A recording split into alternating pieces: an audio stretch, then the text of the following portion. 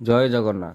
नमस्कार। आपण भी मध्याह्न भोजन पर विश्राम नेउथिले होई जांतु सावधान।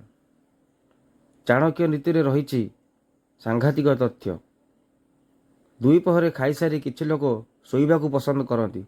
अवश्य भारतीय मान निकट में यही अभ्यास अधिक देखा मिलता है। जदि आपण भी मध्याह्न भोजन पर किछि समय विश्राम नेबा को पसंद करछंती तेबे आपण को जरूरी खबर। आजिकल जदि आपण स्वास्थ्य प्रति विशेष ध्यान दियंती नहीं तेबे आपण स्वास्थ्य असुस्थ होबार संभावना अधिका। गोटे कथा अछि जे जड़े सुस्थ व्यक्ति पई हेल्दी खाद्य एवं रातिर भल निद्रा यथेष्ट होता है, किंतु साधारणतः जड़े व्यक्ति पई 7 घंटा शोइबा यथेष्ट।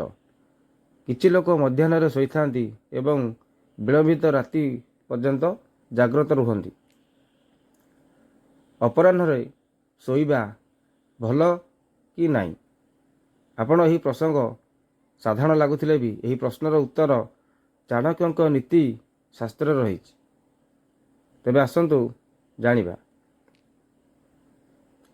चाणक्य भारतर महान विद्वान मानक मध्य जड़े। सेमाने मानव जीवनर प्रत्येक दिग उपरे सेमानकर मत प्रकाश करिसेंती। एही जिनिस गुड़िक बहुत सरल और स्पष्टा। तेणु तांको कथा गुड़िक सेतेबेले जेपरि गुरुत्वपूर्ण थिला एबे मध्य सेहीपरि गुरुत्वपूर्ण अटे।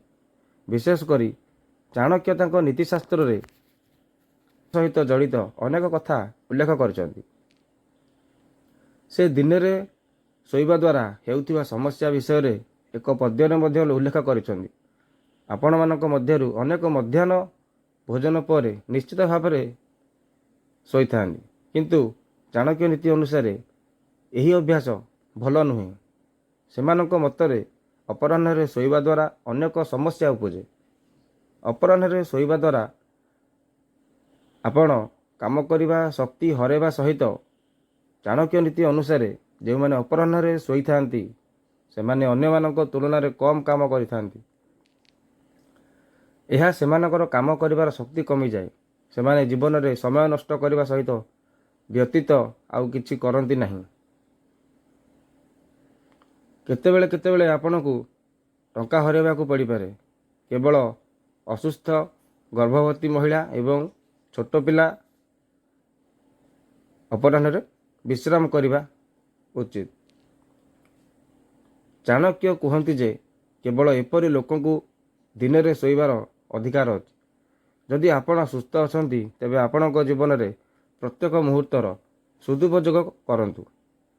जदि तुमे अपराह्न शोउछंती तेबे आपण समय नष्ट करिवे एवं अपराह्न शोइबा द्वारा स्वास्थ्य समस्या होई पारे।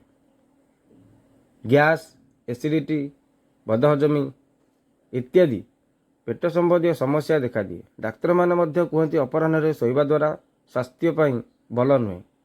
जदि आपण अपराह्न 10 रु 15 मिनिट पाई पावर नैप नियंती बा विश्राम नियंती तेबे कौनसी असुविधा नाही, किंतु डाक्तर माने कहती 2 रु 3 घंटा शोइबा द्वारा आपणक स्वास्थ्य खराब होता है। चाणक्य कहते जे अपराह्न शोइबा द्वारा आपणकर आयुष कमी जाए। से दिव्य निद्रा पद्य माध्यम एक प्रकाश करथिले। एही पद्यर अर्थ जे अपराह्न शोइबा द्वारा आपणकर आयुष कमी जाए। तेणु अपराह्न शोइबा भल नुहे।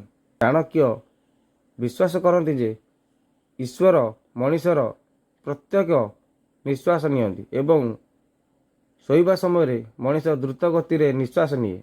तेणु चाणक्य कहते जे जो माने अपराह्न शोई थांती सेमानकर आयुष ह्रास पाइबाकू आरंभ हुए। चाणक्य नीति अनुसार जो माने अपराह्न शोई थांती सेमानकर आत्मशृंखला ह्रास पाई थाए। यह सेमानक काम एवं दायित्व उपरे सीधा सड़क प्रभाव पकाई थाए। तेबे यह थिला दुई पहर खाई सारी शोइबा द्वारा कौन लाभ एवं कौन क्षति। तो आज भिडियोटी एतिकी रहुची। नमस्कार। जय जगन्नाथ।